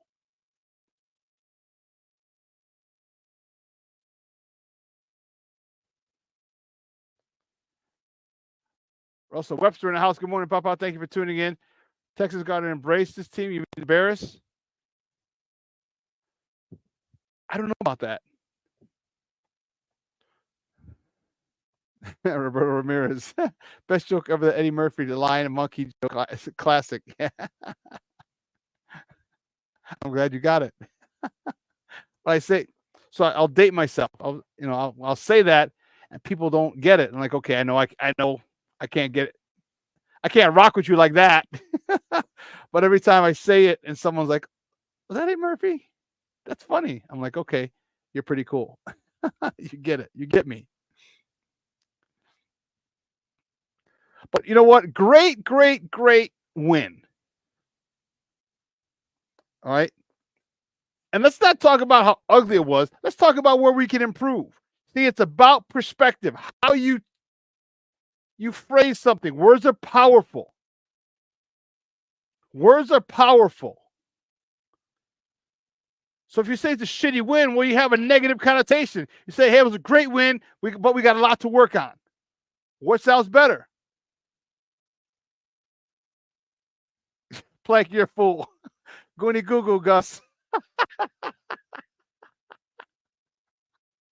Little and fishy slammed his face in the water, came out with a fish, took it out of his mouth and says, Goony Google. I said, what the?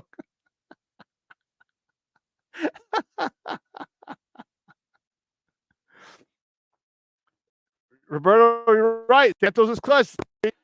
What, 45? He had 3 field goals, a 50, 52, and like a 46, 44.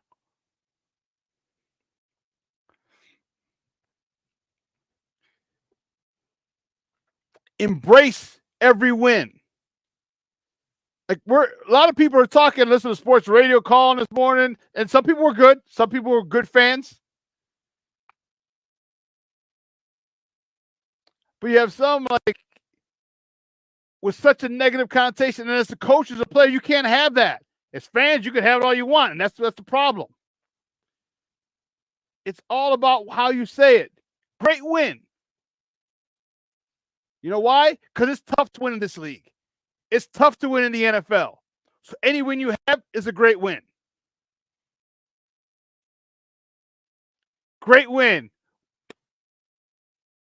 And we have a lot to work on.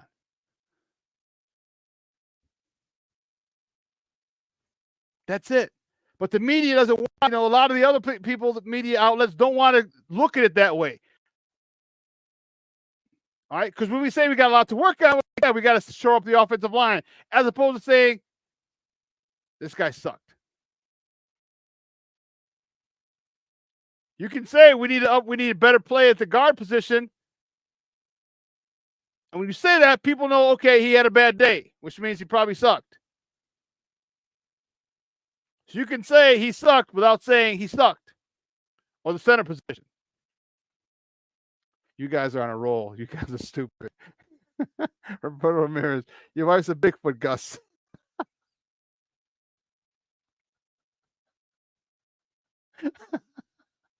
King Booker, well, money's coming to get me.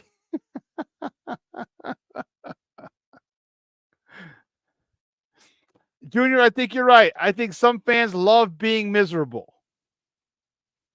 You're right, they do. And Cornelius says some fans are doubting Caleb already, which is crazy. Again, I was Team Justin. But why are you doing this to this kid? You're turning on him after one game. One game. One game. And people are already talking ish about Caleb. One game.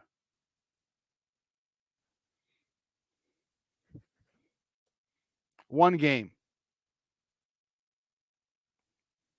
This kid's going to come around. I feel. Should be told, I hope. This kid's going to come around. And it's going to be fun to watch. It's going to be really fun to watch. Real quick, one of the things that I was a late addition to the top of the morning topics, Northern Illinois, with a huge upset in South Bend, 16-14 over the Notre Dame Fighting Irish. Unbelievable. This is what happens when you stick together. This is what happens when you believe. This is what happens when you don't care about the outside noise. Big win.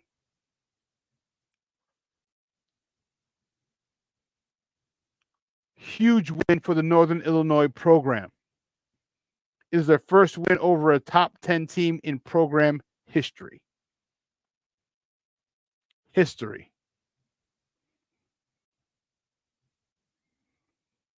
Jay Grizz said, talk about coaching matters. Shout out to NIU. Yes.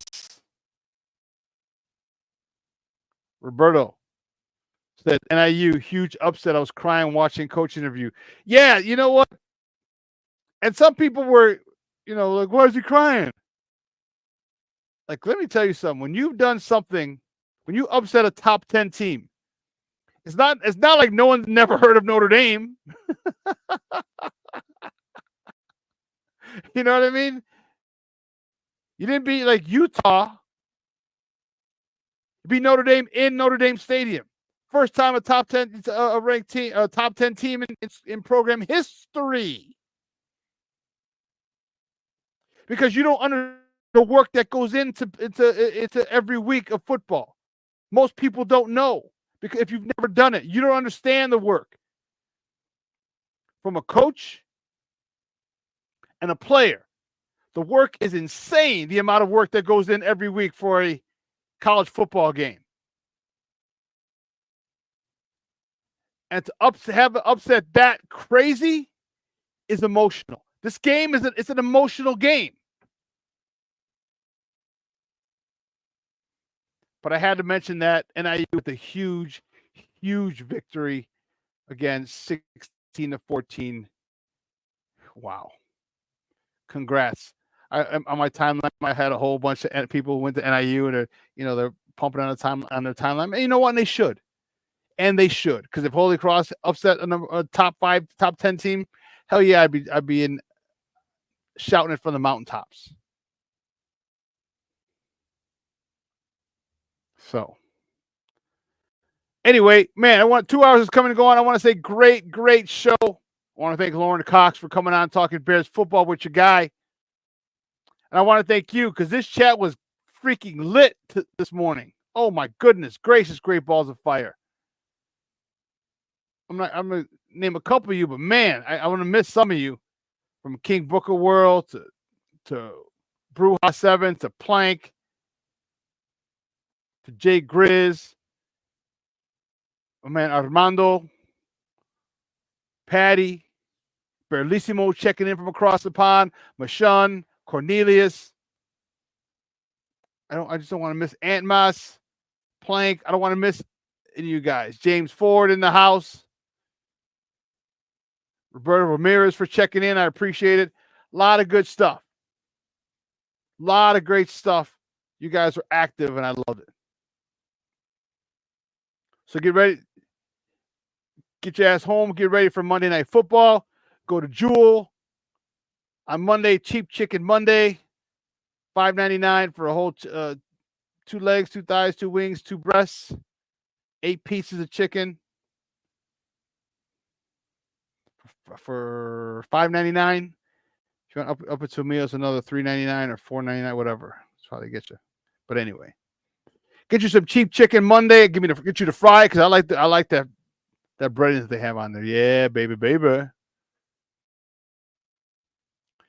get ready for some Monday Night Football. Hey, listen, guys. Summertime Shy's in the rear view, although it is making a cameo appearance this weekend. But get out there, enjoy. The weather's going to be nice. And listen, beautiful weather to go walk. Beautiful weather to go walk.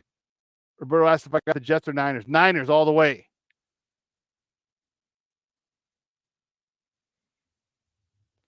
Make sure you go, you spend some time outside.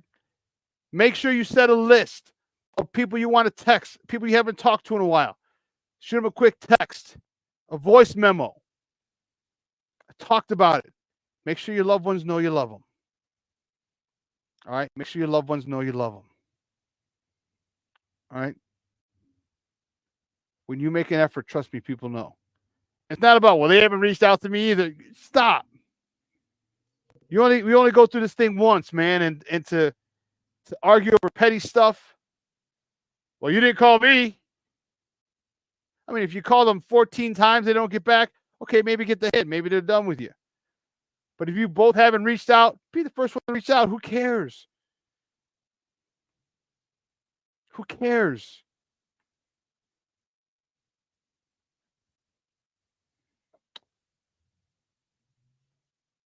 But all right, folks, I got to get out of here. I got to go get the warden. All right. Go Niners. I might wear my Roger Craig jersey tonight.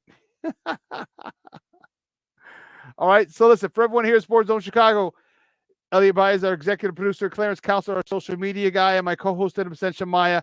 Guys, I'm your boy, the Superback, Shawn Sierra. Bear the freak down. The show will be aired tonight at 8:00. Make sure you stay tuned for at 12:15. Sakina. That's my friend from across the street growing up. Lakina McGee and Sydney Brown will take you on another 2-hour tour of Chicago sports. So for everyone here at Sports Zone Chicago, guys, have a phenomenal day.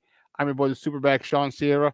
You know what, folks? I am out.